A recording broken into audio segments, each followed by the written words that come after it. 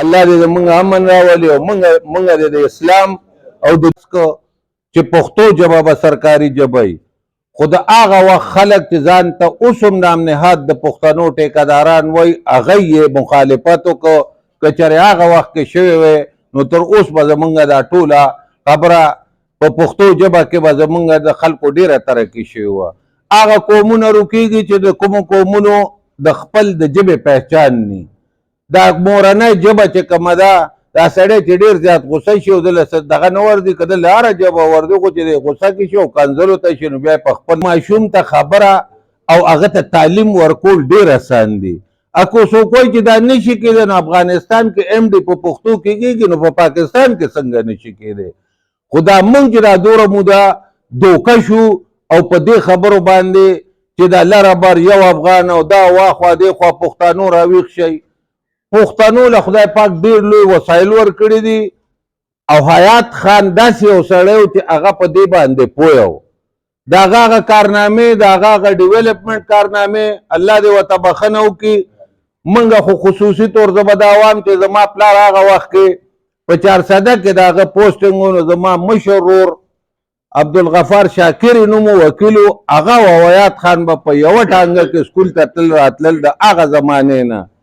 هغه چې کله شهید کېده نو زه کالج کې وم او په هغه ورځ یو ماتم په یونیورسټۍ کې وم او چاپېره په پښتونخوا کې کومو خلکو چې د پښتنو ترقي نه غوښته کومو خلکو چې دا نو په دې باندې خوشحاله نو چې پښتانه دې رایوځای شي او د دی هغه په اصلي معنی کې او هغې دپاره هغه قوتونه رایوځای شو او آفتاب خان په هسټري هال کې شهید که بم یې ورته کېښودو او هغه وخت کې هغه ډین صاحب چې کومو او دا څوک د په دغه مخه ته یې نو زمونږ قومي وطن پارټي او مونږ پښتانه هغه سره په څنګ ولاړ یو.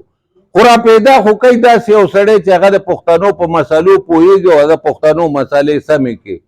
وروڼو په دې پاکستان کې موږ سره چې کم زیاتي کېږي موږ سره چې کم دغه کېږي زه د پاکستان حامیم پښتانه ټول د پاکستان دغه پښتانه غواړي چې پاکستان د په خپلو خپو ودرېږي او دلته دغه موږ علاقې پسند نه یو موږ دهشتګر هم نه یو موږ ټیرریزم له هم دغه نه ورکوو خو دا زیاتی موږ سره ولې کېږي. څنګه زموږ د ورور اشاره ورکړه د پولیس په جومات کې جومات ته چې کوم سړی ځي نو جومات د امن ځای دی او په هغې کې چې کوم دی نو په سوونو خلک شهیدان کېږي او معذوران کېږي او پته یې نه لګي چې دا موږ سره ولې کېږي. تاسو نه 2 منټه په دې پله دغه حضرو ده لاړ شئ نه پکې دهشتګردي دی نه پکې بتش دی نه پکې دغه شته. موږ په خپله ګناه نه پوهېږو چې اخر زموږ ګناه څه ده چې موږ سره دا ظلم او زیاتی کېږي.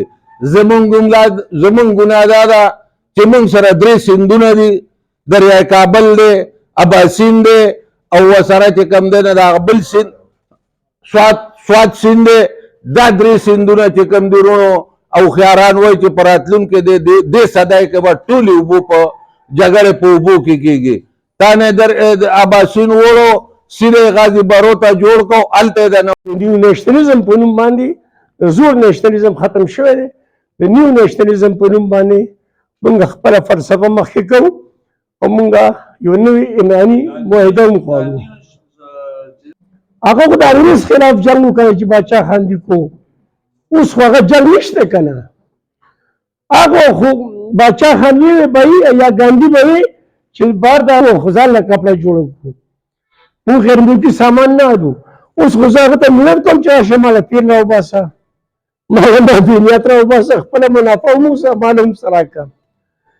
د نوې زمانې د بای کې دغه چې کوم دی لکه د امریکې او د روس هغه جګړې ختمې شوي دي.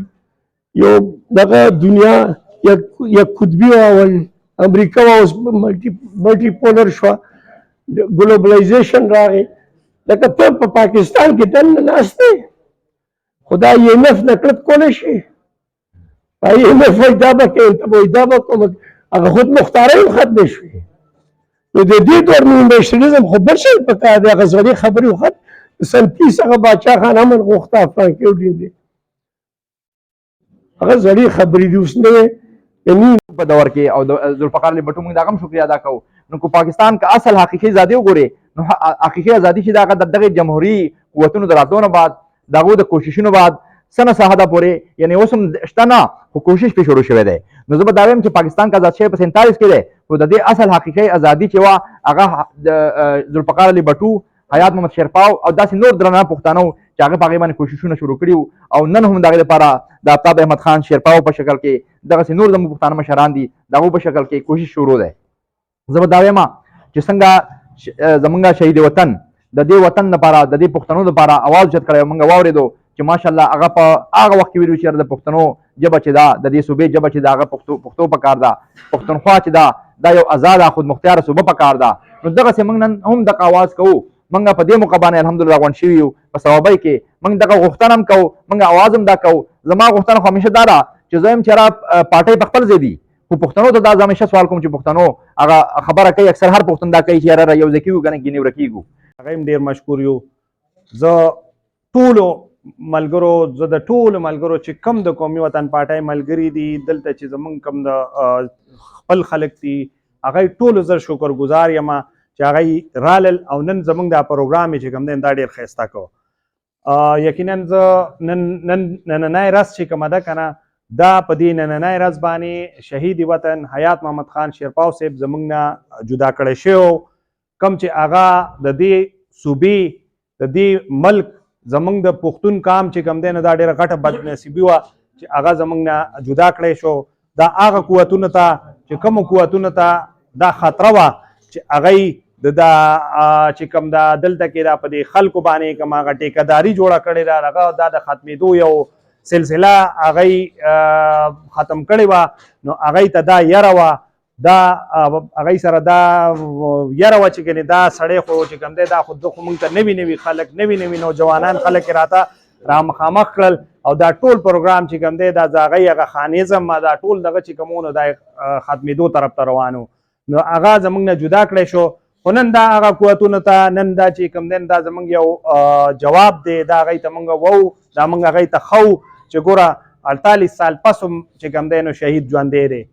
نن په پورا ډسټرکټ لکه په هر تمام ډسټرکټ لکه چې کوم دي د صوبې په هغې کې نن سبا چې کوم دی نو لکه نن ختم القرآن منعقد شوي دي.